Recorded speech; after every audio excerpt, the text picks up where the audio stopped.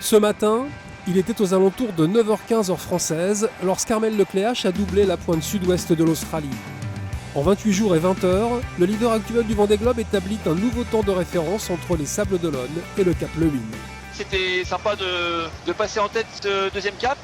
C'est pas forcément un objectif très important, mais c'est quand même toujours sympa d'être en tête à l'un de ces trois caps mythiques qu'on doit franchir. Effectivement, à Bonne-Espérance, c'était Alex qui était passé en tête quelques heures devant moi, et là c'est l'inverse. Pour en arriver là, le skipper de Banque Populaire a amélioré le chrono réalisé par François Gabard en 2012 de 5 jours et 14 heures. Signe que ça va vraiment très très vite.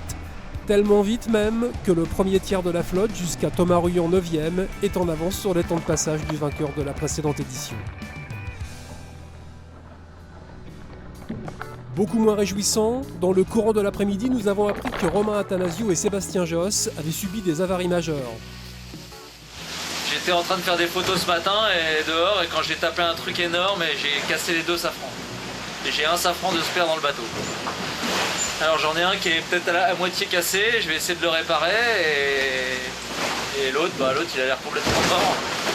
Du coup je suis au près là, ça tape pour aller vers Cape Town, c'est le seul endroit où je vais pouvoir m'arrêter dans une baie pour essayer de réparer, puis voir à quoi ça ressemble. Voilà.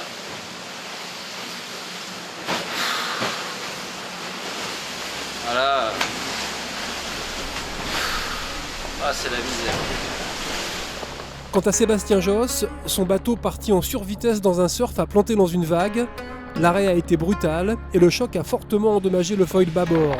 Sébastien, qui navigue dans des conditions de vent musclées, a mis la course entre parenthèses et reste en contact permanent avec le Gitana Team. Et puis, nous avons reçu les premières images de Kojiro Shiraishi depuis son dématage. Jusqu'au bout, le japonais nous aura émus, le Vendée Globe va lui manquer, mais lui aussi va manquer au Vendée Globe. J'ai séché mes larmes. C'est très très rageant, mais je suis en vie. C'est que la mer n'a pas été si cruelle que ça. Je suis désolé. Je n'ai vraiment plus de mots.